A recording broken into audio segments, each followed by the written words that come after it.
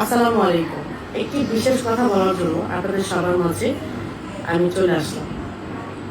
আপনারা সবাই সুন্দরভাবে বসুন, স্মার্টভাবে বসুন।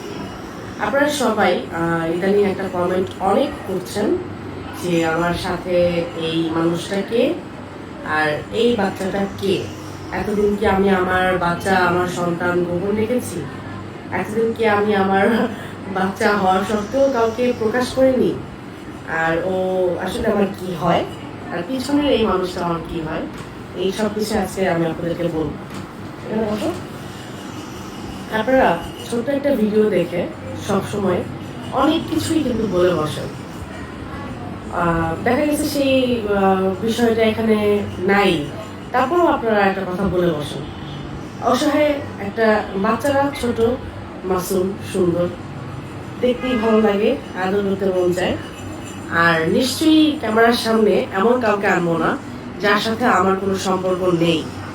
বুঝতে পেরেছেন? এমন কাউকে অবশ্যই ক্যামেরার সামনে আনবো না যার সাথে আমার কোনো সম্পর্ক নেই। তো এই বাচ্চাটা কে?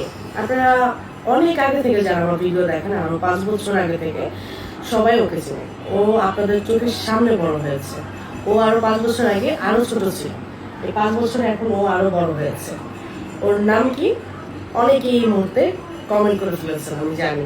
ওর নাম হচ্ছে সাদ। আবরার মোহাম্মদ সাদ। আর পিছনে যাকে দেখতে পাচ্ছেন তাকেও আপনারা খুব ভালো মতোই চিনেন।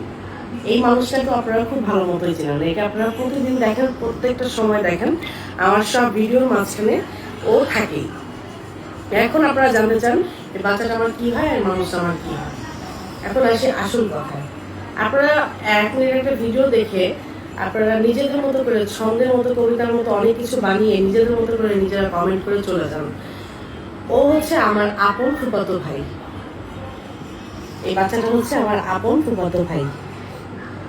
আর পিছনে যে মানুষটা দেখতে পাচ্ছেন সে আমার, তার সাথে আমার 2টা সম্পর্ক। 2টা সম্পর্কের মধ্যে হচ্ছে সে হচ্ছে আমার আমার মামাতো ভাই। আর আরেকটা সম্পর্ক তার সাথে আমার জড়িত, সেটা নাই বলি। আপনারা অনেকেই জানেন ইতিমধ্যে, আর বলার কিছু নেই নতুন করে। তো এই যে বাবুটা, ওর সম্পর্কে সবাই বলেন শুধু আমার বাবু। এই যে ও হচ্ছে আমার আপন ফুফাতো ভাই। একটু বুঝতে হবে আপনাদেরকে, চেহারা মিল থাকলেই যে সে আমার হয়ে যাবে তা না। ঠিক আছে? আমার কোনো বাচ্চা নেই, এটা আপনারা সবাই জানেন। ও হচ্ছে আমার ফুফাতো ভাই, ও আমার ছোট ফুপির ছোট ছেলে। ঠিক আছে? তো সবাই যেগুলো জানতে চান আমি সেই প্রশ্ন উত্তর দিয়ে দিয়েছি। সবাই দোয়া করবেন ওর জন্য, আমার জন্য, আমার পরিবারের জন্য। আর ধন্যবাদ সবাইকে। আল্লাহ হাফেজ। আপনাদের ভাইয়া দেখেন কি সুন্দর একটা মগে কাপে চা খাচ্ছি। খুবই স্পেশাল ভাবে আজকে আমি আমার বড় খুবই বাসায় আসছি, আর খুব স্পেশাল ভাবে কিন্তু সে একটা লাল চা খাচ্ছে।